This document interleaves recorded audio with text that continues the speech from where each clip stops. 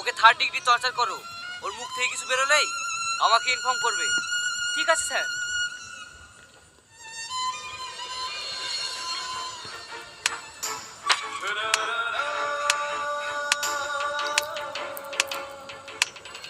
কি হলো মার?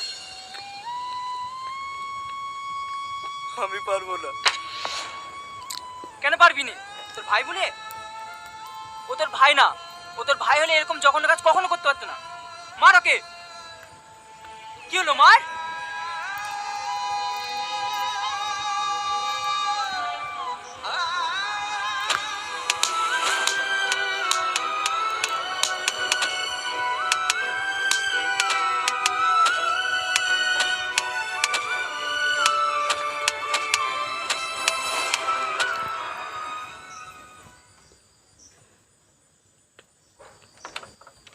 ম্যাডাম, টনির মা দেখা করতে এসছে।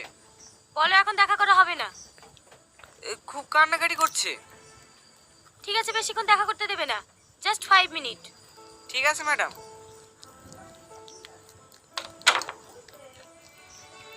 কিভাবে তোর লেগে আমরা কেউ মুখ দেখাতে পারছি না? তোর বাপকে ধরে ধরে সবাই অপমান করছে। তুই নাকি সব গরিব মানুষের অ্যাকাউন্ট থেকে টাকা চুরি করে নিয়েছিস। সত্যি করে বল না বাপ, তুই ওসব কিছু করিস নি তো? তুমি বিশ্বাস করো মা, আমাকে মিথ্যা ফাঁসুন হয়েছে। আমি এসব কিচ্ছু করিনি। আর কেউ না জানো, তুমি তো আমাকে জানো। তোর কিচ্ছু হবে না। আমার যে হাতের মালা দুটো ছিল, সে দুটো বেঁচে তোর আব্বাকে উকিলের কাছে পাঠিয়েছি। এই সপ্তাহের মধ্যে তোকে ছাড় করে নিয়ে যাবো। চলেন চলেন, টাইম শেষ হয়ে গেছে।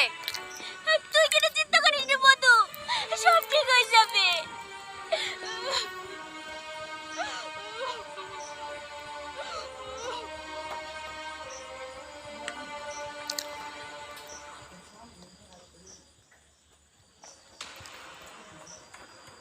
হ্যালো স্যার, আপনাদের একজনকে ধরে ফেলেছে।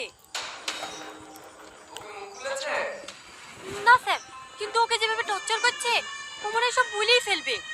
যত তাড়াতাড়ি সম্ভব আপনারা জায়গা চেঞ্জ করে ফেলেন।